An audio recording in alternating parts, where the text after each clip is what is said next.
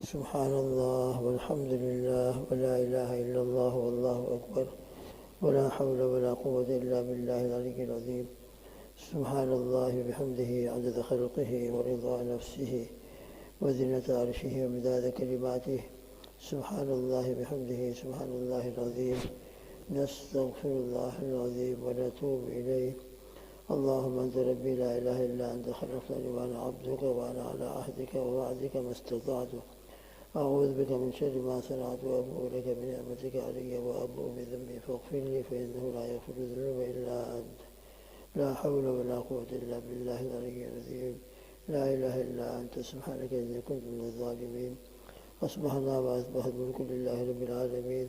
اللهم إنا نسألك خير هذا اليوم فتحه ونصره ونوره وبركته وهداه لنا ولجميع أمة محمد صلى الله عليه وسلم. ونعوذ بك من شر هذا اليوم وشر ما بعده. الحمد لله الذي هدانا لهذا ما كنا لنهتدي لولا أن هدانا الله. يا رب لك الحمد على نعمة الإيمان ونعمة القرآن ونعمة سيدنا محمد صلى الله عليه وسلم. اللهم إنا نعوذ بك من زوال نعمتك وتحول عافيتك وفجاءة نقمتك وجميع سخطك. حسبنا الله ونعم الوكيل، نعم المولى ونعم النصير. اللهم اشف مرضانا وارحم موتانا بفضلك ومنك يا رحمن يا رحيم. الحمد لله الذي تواضع كل شيء لعظمته. الحمد لله الذي ذل كل شيء لعزته. الحمد لله الذي خضع كل شيء لملكه. الحمد لله الذي استسلم كل شيء لقدرته. ونشهد أن لا إله إلا الله وحده لا شريك له إلها واحدا أحدا صمدا لم يتخذ صاحبة ولا ولدا ولم يكن له كفوا أحد. ونشهد أن سيدنا وحبيبنا وسندنا ومولانا محمد عبده ورسوله صلوات الله وسلامه على سيد الأولين والآخرين خاتم الأنبياء والمرسلين قائد القوم المهتدين أول خلق الله خير خلق الله حبيب الله سيدنا محمد وعلى آله وأصحابه وأزواجه وأتباعه أجمعين وبارك وسلم تسليما كثيرا كثيرا كثيرا. أما بعد. اللهم صل على سيدنا محمد وعلى آل سيدنا محمد كما صليت على سيدنا إبراهيم وعلى آل سيدنا إبراهيم إنك حميد مجيد. اللهم بارك على سيدنا محمد وعلى آل سيدنا محمد كما باركت على سيدنا إبراهيم وعلى آل سيدنا إبراهيم إنك حميد مجيد. السلام عليك أيها النبي ورحمة الله وبركاته. اللهم رب محمد صل على محمد وعلى آل محمد وجز محمد صلى الله عليه وسلم وعلى جزا اللہ عنا سیدنا محمد صلی اللہ علیہ وسلم وعلہ. بزرگان محترم، اللہ کی توفیق اور ان کی مدد سے سونے سے پہلے جو معمولات ہم کو اپنی زندگی میں اختیار کرنا چاہیے اس کا مذاکرہ چل رہا ہے. اللہ مجھ کو بھی اور آپ کو بھی ان کے اوپر عمل کی توفیق عطا فرمائے، آسان فرمائے، توجہ عطا فرمائے. اور سونے سے پہلے اپنا تعلق اور رب ذوالجلال کے ساتھ مضبوط سے مضبوط اور ایمان کی تجدید کر کے اپنے گناہوں کو استغفار کرتے ہوئے اور درود شریف اور ذکر کرتے ہوئے سونے کی توفیق عطا فرمائے. ہمارے بچوں کو بھی اللہ تعالیٰ ان تمام باتوں پر عمل کرنے کی توفیق عطا فرمائے. اللہم آمین. جو معمولات کا مذاکرہ چل رہا ہے ان میں ایک بہت اہم عمل کے قابل زندگی میں یہ عمل اگر آ جائے تو حضرت تھانوی رحمۃ اللہ علیہ نے چھوٹا سا عمل ہے مگر حضرت تھانوی رحمۃ اللہ علیہ فرماتے کہ انشاءاللہ جب ہم صبح اٹھیں گے تو ایک نئی زندگی لے کر اٹھیں گے اور انشاءاللہ یہ ہمارا سونا ہمارے ماقبل کی زندگی کے تمام گناہوں کا کفارہ بن چکا ہوگا اور تمام گناہوں کی مغفرت کا ذریعہ بن چکا ہوگا. وہ عمل مشہور ہے. کیا ہے بھائی؟ وہ عمل یہ ہے کہ ہم تھوڑا سا 1 منٹ، آدھے منٹ، 2 سیکنڈ، 4 سیکنڈ جتنا بھی ہو سکے مراقبہ کر لیں. اپنے پورے دن کا جائزہ لے لیں، پورے دن کا محاسبہ کر لیں کہ میرا پورا دن آج کس طرح گزرا. 5 نمازیں الحمدللہ ادا ہوئی، اللہ کا شکر ادا کرے. اور اگر ادا نہیں ہوئی ہے تو ہمت ہو تو ان کی قضا کر لے. وضو تو ہے، اللہ کرے وضو کر کے ہم سونے کی عادت ڈال لے، ہمت دے دے اللہ تعالیٰ. صبح کا انتظار نہ کریں، اپنی نماز کی قضا کر لیں. صبح اٹھیں گے کہ نہیں اٹھیں گے اللہ کو معلوم. تو 5 نمازیں ادا ہوئی ہیں، باجماعت ادا ہوئی ہے تو اور اللہ کا شکر ادا کرے کہ الحمدللہ آپ نے ان نمازوں کا باجماعت ادا ہونے کی توفیق عطا فرمائی۔ پھر اس کے علاوہ پورا دن کا جائزہ لے کہ دن میرا کیسا گزرا، ذکر میں، فکر میں، قرآن پاک کی جو میری تلاوت کا معمول ہے پورا ہوا، تسبیحات پوری ہوئی، اور میری ذات سے کسی کو زبان سے، ہاتھ سے تکلیف تو نہیں پہنچی، اور کوئی اللہ کی نافرمانی تو نہیں ہوئی، کوئی اللہ کے نبی صلی اللہ علیہ وسلم کی سنت تو نہیں چھوٹی۔ جو عمل ہو گئے اس پر اللہ کا شکر ادا کرے، اور جو گناہ ہوئے ہیں ان کے بعد توبہ استغفار کرے۔ یہ جو ایک دن کا محاسبہ ہوا، اور اس کے ساتھ پوری زندگی کا محاسبہ کر لے کہ اللہ آج تک مجھ سے جتنے گناہ ہوئے ہیں ان تمام گناہوں سے میں سچے دل سے آپ کے سامنے توبہ کرتا ہوں، معافی مانگتا ہوں، استغفار کرتا ہوں۔ بس یہ تھوڑا سا مراقبہ، اور ہو سکے تو پھر اس کے ساتھ استغفار کے کلمات پڑھ لیا کریں، استغفر اللہ الذی لا الہ الا هو الحی القیوم واتوب الیہ۔ کوئی دوسرا کلمہ یاد ہو استغفار کو وہ یاد کرو، وہ پڑھ لیں۔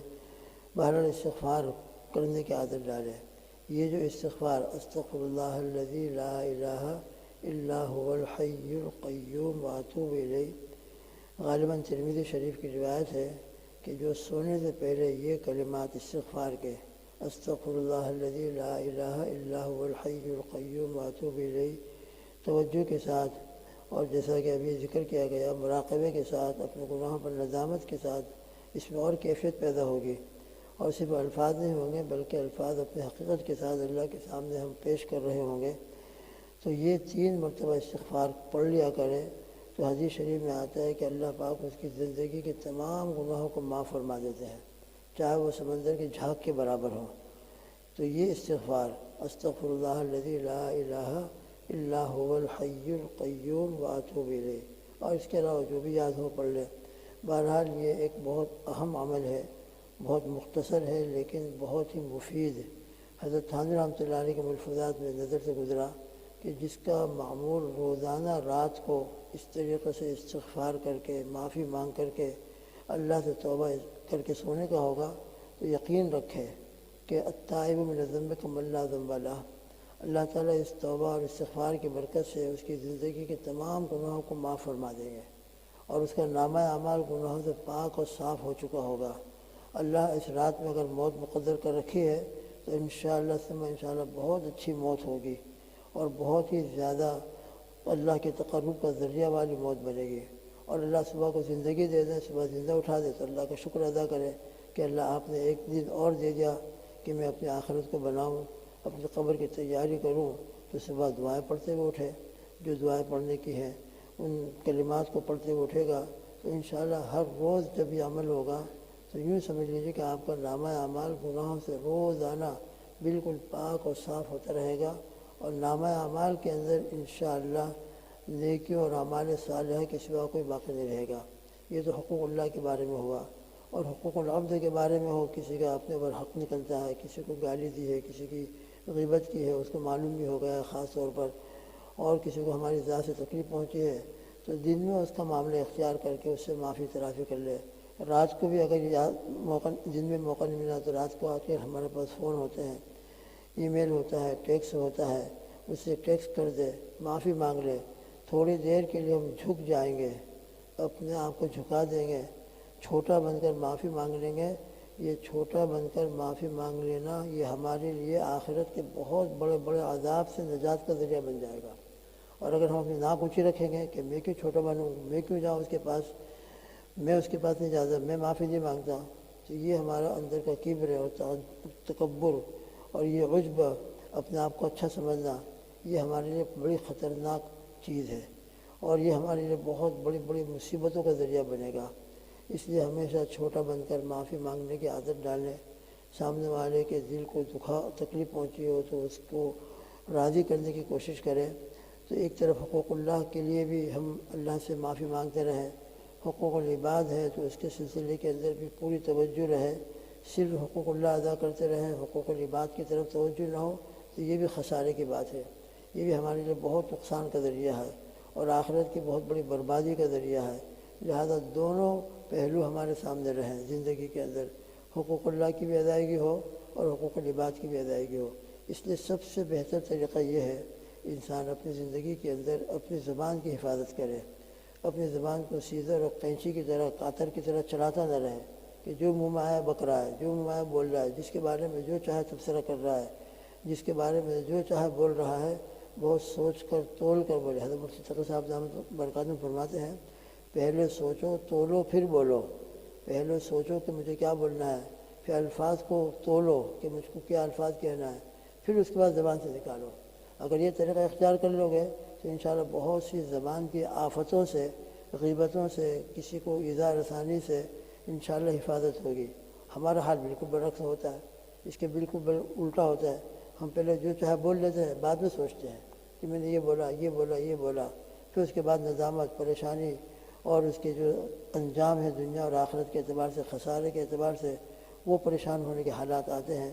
اس لیے انسان اول تو اپنی زبان کے اوپر قابو رکھے، کنٹرول رکھے، جتنا ہو سکے خاموش رہنے کی عادت ڈالے۔ سامنے والا بول رہا ہو خاموش رہے۔ حضور پاک صلی اللہ علیہ وسلم کی مبارک زندگی کے اندر، پوری حیات مبارکہ کے اندر یہ بات ہم کو بہت کلیئر ملتی ہے کہ کبھی بھی رسول اللہ صلی اللہ علیہ وسلم نے اپنی ذات کے لیے کسی کو ایک جملہ نہیں کہا، ایک لفظ نہیں کہا، کسی سے انتقام اپنی ذات کے لیے کبھی نہیں لیا۔ بڑی ہمت کی بات ہے اور بہت ہی زیادہ تحمل کی ضرورت ہے۔ اللہ مجھ کو بھی یہ تحمل، حلم اور برداشت کی طاقت دے دیں، آپ کو بھی دے دیں۔ یہ تحمل اور حلم اگر ہماری زندگی میں آ جائے تو سامنے والا ہم کو چاہے لاکھ گالیاں دیتا رہے گا، ہم خاموشی کے ساتھ بیٹھ کر سنتے رہیں گے، لیکن یہ تحمل ہونا چاہیے، برداشت کی طاقت بنانا چاہیے، اپنے نفس پر کنٹرول، اپنے زبان پر کنٹرول مجاہدہ کر کے حاصل کرنا چاہیے۔ اور یہ حاصل ہو گیا بزرگوں کی صحبت سے اور اپنے بزرگوں کی دعاؤں کی برکت سے، ان کی توجہات سے، تو یہ بہت بڑی صفت ہے۔ حضور پاک صلی اللہ تعالی وسلم بے انتہا حلیم تھے، انتہا سے زیادہ تحمل آپ کی ذات مبارک کے اندر تھا، اور اللہ سبحانہ و تعالیٰ کا حلم اور بردباری اور ان کا عفو و درگزر تو اسی کی برکت سے دنیا بیٹھے ہیں۔ اگر اللہ تعالیٰ پکڑ شروع کر دے ہمارے ہر بات کے اوپر تو ہمارے لیے تو ایک دن گزارنا مشکل ہو جائے۔ وَلَوْ يَأْخُذُ اللَّهُ النَّاسَ بِمَا كَسَبُوا مَا تَرَكَ عَلَىٰ ظَهْرِهَا مِن دَابَّةٍ، اگر اللہ تعالیٰ لوگوں کے گناہوں کے اوپر گرفت اور پکڑ شروع کر دیں، مَا تَرَكَ عَلَىٰ ظَهْرِهَا عَلَىٰ دَابَّةٍ، تو زمین کے اوپر کوئی دابہ باقی نہ رہے، کوئی انسان باقی نہ رہے۔ اس میں اللہ کی صفت رحمت ہے، ان کی صفت رحمت ان کے غضب کے اوپر غالب ہے، اس کی برکت سے یہ دنیا کا نظام چل رہا ہے۔ تو یہ صفت ہم اپنے اندر بھی پیدا کرنے کی کوشش کریں، اپنی زبان کے اوپر، اپنے ہاتھ کے اوپر کنٹرول کرنے کی پوری طرح عادت ڈالنے کی پوری کوشش کریں، مجاہدہ کرتے رہیں، تو پھر انشاءاللہ بہت سی آفتوں سے، زبان کی، ہاتھ کی اور ہمارے جسم کی آفتوں سے اللہ پاک انشاءاللہ حفاظت فرمائیں گے۔ اللہ کہی سنی باتوں پر مجھے بھی عمل کی توفیق عطا فرمائے، آپ سب کو بھی اور پوری امت کو بھی ان صفات کا متحمل بنا دے اور یہ صفات حمیدہ ہمارے اندر پیدا فرما دے۔ اللہم آمین۔ ابھی ہم توبہ کرتے ہیں کہ اللہ ہماری پوری زندگی میں جتنے بھی ہم سے گناہ ہوئے ہیں، ہم سب مل کر آپ سے معافی مانگتے ہیں، اپنے گناہوں کے اوپر نادم ہیں۔ اے اللہ، آپ تمام معاف کرنے والوں میں سب سے بہتر معاف فرمانے والے ہیں۔ ہماری پوری زندگی کے ہر قسم کے گناہوں کو معاف فرما دیجیے، ہمارے والدین کو، ہمارے بچوں کو، ہمارے گھر والیوں کو، ہمارے بھائی بہنوں کو، حاضرین کو، ان کے گھر والوں کو، ان کے بچوں کو اور پوری امت کو، ہمارے اساتذہ مشائخ کو اللہ سب کو معاف فرما کر اپنا قرب خاص عطا فرمائے اور اپنی جوار رحمت میں جگہ عطا فرمائے، اور ہم کو بھی اسی استقامت والی زندگی گزار کر اپنے اپنے وقت کے اوپر ہم سب کو حسن خاتمہ، اللہ کی ملاقات والی، اللہ کے شوق والی اللہ کے ملاقات کے شوق والی موت عطا فرمائے۔ اللہم آمین۔ سبحان اللہ بحمدہ، سبحانک اللہم وبحمدک، ونشہد ان لا الہ الا انت، نستغفرک ونتوب الیک، وصلی اللہ تعالی علی خیر خلقہ محمد وآلہ وصحبہ وازواجہ اجمعین۔ سبحان ربک رب العزۃ عما یصفون، وسلام علی المرسلین، والحمد للہ رب العالمین، برحمتک یا ارحم